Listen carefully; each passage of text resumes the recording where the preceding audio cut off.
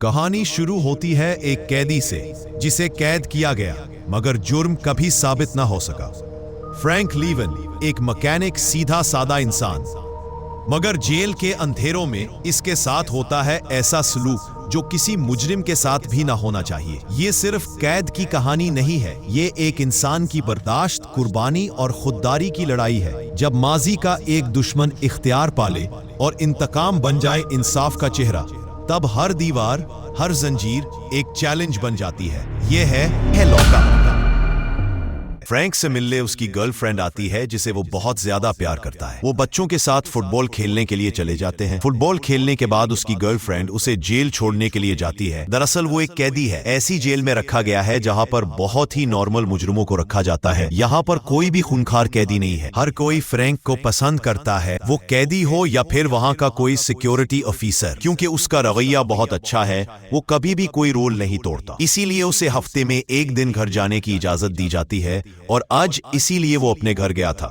2 महीनों में उसकी सजा खत्म होने वाली है। दरअसल फ्रैंक एक प्रोफेशनल मुजरिम नहीं है। एक बार उसके गुरु को कुछ लोग मार रहे थे। फ्रैंक ने उन लोगों को बुरी तरह से मारा, जिसके बाद उसे सजा हो गई। और जब उसका गुरु बहुत बीमार था, उसकी मौत होने वाली थी, तो उसने वार्डन से दरखास्त की कि मैं बाहर जाना चाहता हूँ, अपने गुरु से मिलना चाहता हूँ, उसके बाद मैं जेल वापस से जाऊंगा। लेकिन उसे इजाजत नहीं दी गई। उसके बाद वो जेल से भाग गया। गुरु की मौत के बाद उसने अपने आप को पुलिस की हवाले कर दिया। जिस जेल से वो भागा था, वहाँ की सिक्योरिटी बहुत टाइट थी और आज तक कोई उस जेल से नहीं भागा था। फ्रैंक जेल से भागने के बाद बहुत मशहूर हो गया, मीडिया में उसका जिक्र होने लगा, पर जेल से भागने की वजह से सजा को बढ़ा दिया गया। सजा 5 साल की कर दी गई, लेकिन अब उसकी जल्द ही सजा खत्म होने वाली है। एक रात वो अपने सेल में था कि कुछ लोग उसके पास आए। वो दूसरे जेल की सिक्योरिटी थी। वो फ्रैंक को उठाकर दूसरी जेल में ले गए। वो उनसे अपने ट्रांसफर के बारे में पूछता है और वो लोग उसको कुछ नहीं बताते। जिस जेल में उसको लाया गया था,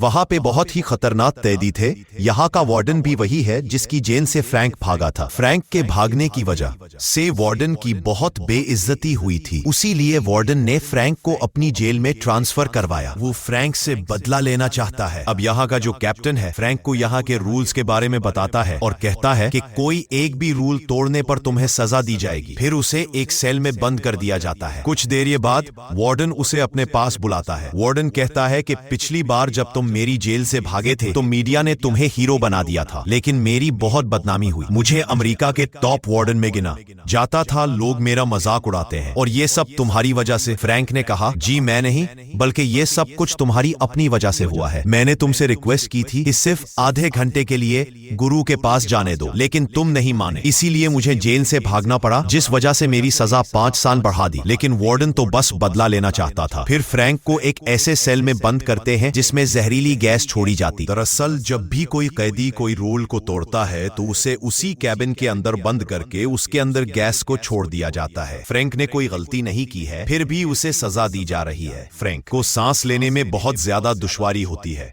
गैस कंट्रोलर को समझ में आ जाता है कि अब गैस को बंद कर देना चाहिए, लेकिन वार्डन उसे ऐसा करने से मना करता है। फ्रैंक मरने वाला होता है तो तभी उस गैस को बंद कर दिया जाता है। जेल में एक चंक नाम का कैदी है जिससे हर कोई डरता है। वो वार्डन का खास आदमी है जिनको ऑर्डर ने कहा होता है कि उसे फ्रैंक को सबक सिखाना है। और जब फ्रैंक बाहर आता है, चंक अपने साथियों के साथ उसके सामने आ जाता है। उसके हाथ में आइस पिक होता है जिससे किसी भी इंसान को मारा जा सकता है। और उससे पहले कि वो फ्रैंक के ऊपर हमला करता, यहाँ पर सिक्योरिटी ऑफिसर आ जाता है। सिक्योरिटी ऑफिसर को पता चल जाता है कि चंक के पास आइस पिक है, लेकिन चारों तरफ चंक लोग होते हैं जिनकी मदद से वॉइस पिक को छुपा देते हैं। और अब सिक्योरिटी ऑफिसर फ्रैंक से पूछता है, क्या उसके पास आइस पिक था? फ्रैंक ने कहा नहीं, क्योंकि वो लड़ाई को नहीं बढ़ाना चाहता। अब जब फ्रैंक जेल में सफाई कर रहा होता है, तभी उसके पास टेलिस नाम का एक दूसरा कैदी आता है। फ्रैंक से कहता है कि जिस जेल से तुम पहले भागे थे, मैं वहीं पे मौजूद था। तुम बहुत चालाक हो,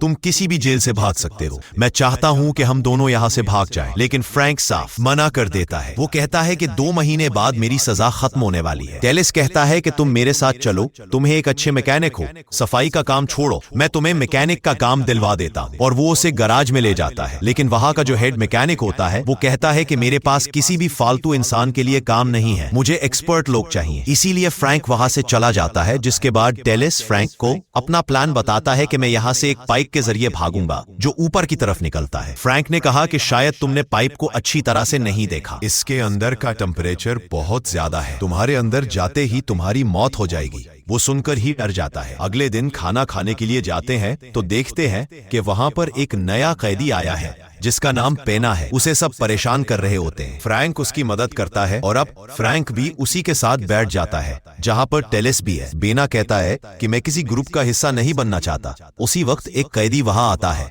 और सी पैक से एक दूसरे कैदी को मार देता है, जो देखकर पेना डर जाता है। फ्रैंक कहता है कि अगर तुम किसी ग्रुप में शामिल नहीं हुए तो हो सकता है कि तुम्हारे साथ भी यही हो। पेना अब उनके ग्रुप में शामिल हो जाता है। अगले दिन चिंग फ्रैंक से कहता है बहुत बहादुर हो, एक मैच तो खेलो रग्बी का। फ्रैंक चैलेंज कबूल करता है और फिर उनके दरमियान मैच होता है। चिंग और उसके लोग बार बार चीटिंग करते हैं। वो खेल के बहाने उस पर हमला और होते हैं, लेकिन फ्रैंक भी उनका मुकाबला करता है। अब खेल को हेड मैकेनिक भी देख रहा है, जिसने फ्रैंक को गराज में रखने से मना कर दिया था। फ्रैंक इनके सब हमलों और चीटिंग का मना तोड़ जवाब दे रहा था।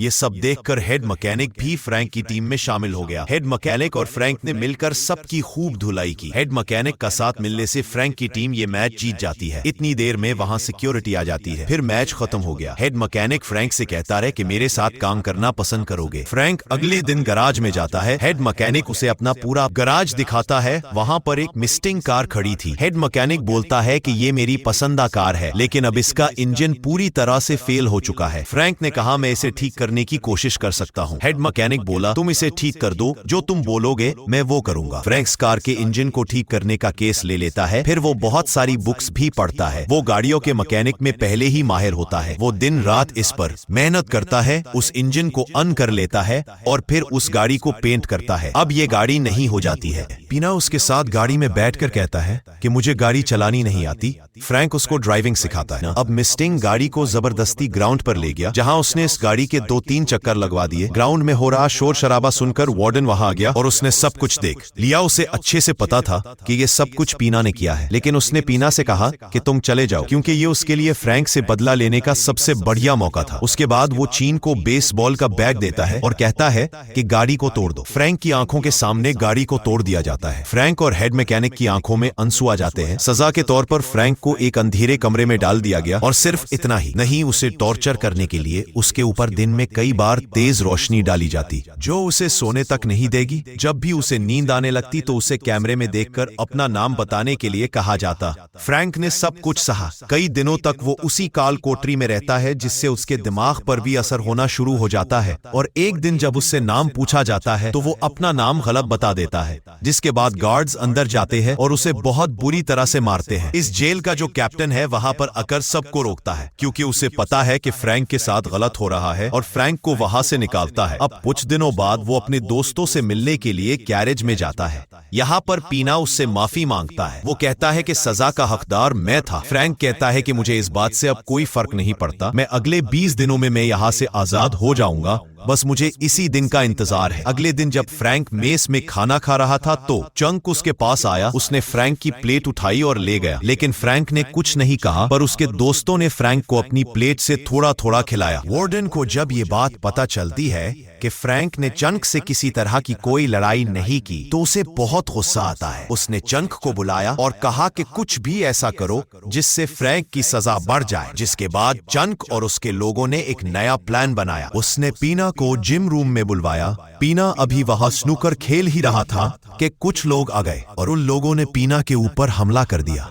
बेचारे पीना को बहुत मारा। चंक ने बहुत भारी बेंच प्रेस वाली रॉड को भी पीना के ऊपर गिरा दिया। बस इसी वक्त दर्द के मारे पीना की मौत हो गई। जब फ्रैंक को ये पता चला, उसके गुस्से का कोई ठिकाना नहीं था। उसे पता था कि ये सब उसे जेल में रखने के लिए हो रहा है। वार्डन तो चाहता ही था कि फ्रैंक चंक से लड़े, और उसके लिए उसने सारी हदें पार कर दी थी। फ्रैंक ने सोच लिया कि अब वो भी चुप नहीं रहेगा। अब वो बाहर गया चंक और उसके साथियों के सामने, और अब वो इन सब को बुरी तरह पीटने लगा। लगा। उसके हर एक मुक्के में उसका गुस्सा छलक रहा था। ये सिर्फ एक लड़ाई नहीं थी, फ्रैंक को अपने दोस्त की मौत का बदला लेना था। फ्रैंक ने चंक को इतनी जोर से मारा कि वो बेंच पर जा गिरा। फ्रैंक ने सोच लिया कि मैं उसे भी ऐसे ही मारूंगा, लेकिन उसने तभी वार्डन की खिड़की में देखा जो उसके हर कदम पर नजर रखता था। फ्रैंक समझ गया कि ये वार्डन की चाल है। वार्डन चाहता था कि फ्रैंक चंक को मार दे ताकि उसकी सजा और बढ़ जाए और वो जिंदगी भर वो उसे टॉर्चर करता रहे, लेकिन वो ऐसा नहीं करता और चंक को जिंदा छोड़ देता है। पर तभी चंक की गैंग का एक आदमी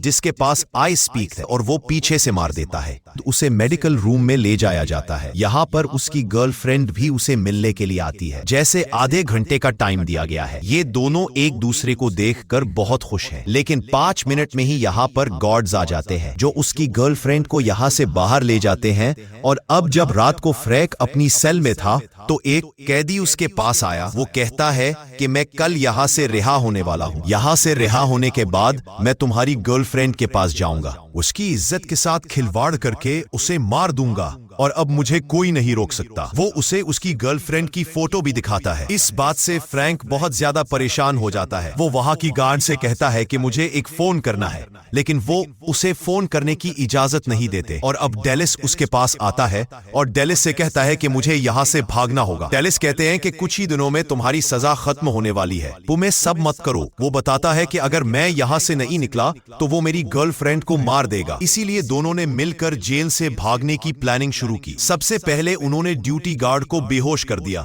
फिर वो दीवार के ऊपर चढ़कर दूसरी तरफ चले गए। वहां एक जगह थी जहां से दोनों तरफ रास्ता जाता था। फ्रैंक ने कहा कि हम राइट चलते हैं, लेकिन डेलिस ने कहा कि नहीं, हमें लेफ्ट जाना चाहिए, मुझे यहाँ से रास्ता पता है। फ्रैंक ने उसकी बात मान ली और वो लेफ्ट चला गया। आगे बढ़ने पर वार्डन अपने कई गार्ड्स के साथ वहां खड़ा था, जिसके बाद फ्रैंक को पकड़ लिया गया और वो समझ चुका था कि डेलिस ने उसे धोखा दिया। वो पूछता है कि तुमने ऐसा क्यों किया? डेलिस बताता है कि तुम आज नहीं तो कल जेल से छोड़ी जाओगे, लेकिन मुझे उम्र कैद की सजा दी गई है। वार्डन ने मुझसे वादा किया था कि अगर मैं तुम्हें अपनी जाल में फंसाता हूं तो वो मुझे यहाँ से भागने का मौका देंगे ताकि मैं हमेशा के लिए जेल से निकल जाऊं। वार्डन, जो कि अपने प्लान में कामयाब हो चुका हो, बहुत खुश होता है। वो फ्रैंक से कहता है कि पिछली बार भागने पर तुम्हारी सजा 5 साल बढ़ाई गई थी और अब तुमने दूसरी बार कोशिश की है तो इस बार तुम्हारी सजा को 10 साल बढ़ाया जाएगा और अगले 10 सालों में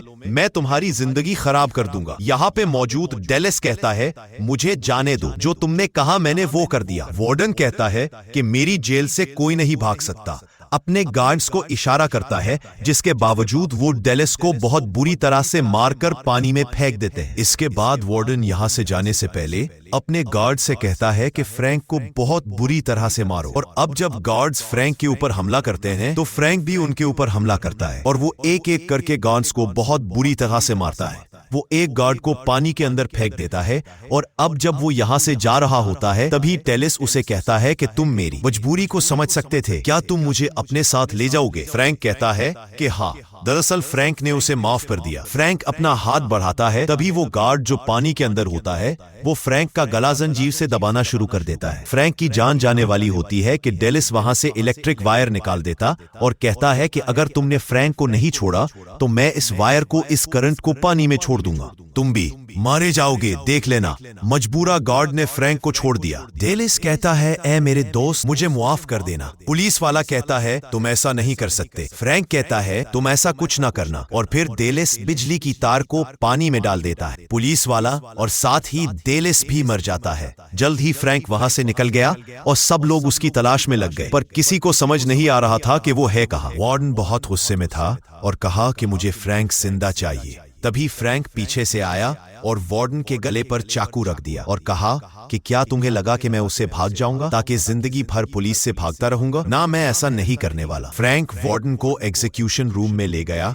और उसे इलेक्ट्रिक चेयर पर बैठा दिया। यहाँ उन कैदियों को बिठाया जाता था जिन्हें मौत की सजा मिलती थी। यहाँ पर अब सिक्योरिटी वाले यानी कि सभी गार्ड्स भी आ जाते हैं, जिनके साथ कैप्टन भी होता है। फ्रैंक अपने हाथ को टेप से इलेक्ट्रिक स्विच के साथ बांध देता है। उसके ऊपर गन तान दी जाती है, अगर तुमने मुझे गोली मारी तो मैं गिर जाऊंगा और मेरे हाथ के वजन से ये स्विच भी ऑन हो जाएगा, जिससे तुम्हारा ये वार्डन भी मारा जाएगा। अब कैप्टन ने सबको रोकते हुए कहा कि कोई गोली नहीं चलाएगा। फिर फ्रैंक ने वार्डन से कहा कि उसे अपने सारे जुर्म कबूल करने होंगे जो कुछ तुमने मेरे साथ किया है। कैप्टन को तुम्हें वो पूरा सच बताना होगा। जिसके बाद वार्डन कैप्टन के सामने सारा सच बता देता है कि किस तरह से उसने फ्रैंक को फंसाया था ताकि वो यहाँ से भागने की कोशिश करे और उसकी सजा को बढ़ा दिया जाए। वार्डन के एक्सेप्ट करते ही फ्रैंक को सूच को नीचे खींच देता है, जिससे वार्डन की चीख निकल जाती है, लेकिन उसे करंट नहीं लगता क्योंकि फ्रैंक ने पहले उसका फ्यूज निकाल दिया था। वो कहता है कि मैं उसे कभी नहीं मारना चाहता था, बल्कि मैं ये चाहता था कि तुम सबके सामने वार्डन का सच आए। उसके बाद कैप्टन ने सिपाहियों से कहा कि फ्रैंक को पकड़ लो और साथ ही वार्डन को भी, क्योंकि उसने अपनी पर्सनल खंदस निकालने के चक्कर में कई कानून तोड़े थे। उसके बाद फ्रैंक को 1 हफ्ते बाद हमेशा के लिए जेल से आजाद कर दिया गया, क्योंकि उसने जो कुछ भी किया था वो वार्डन की साजिश थी। वार्डन को नौकरी से निकाल दिया गया और अब उसके ऊपर मुकदमा चलेगा। इसी के साथ ही ये कहानी यहीं पर खत्म हो। उम्मीद करते हैं कि ये कहानी आपको पसंद आई होगी। वीडियो पसंद आई तो लाइक कर देना, चैनल को सब्सक्राइब कर लेना। मिलते हैं अगली वीडियो में।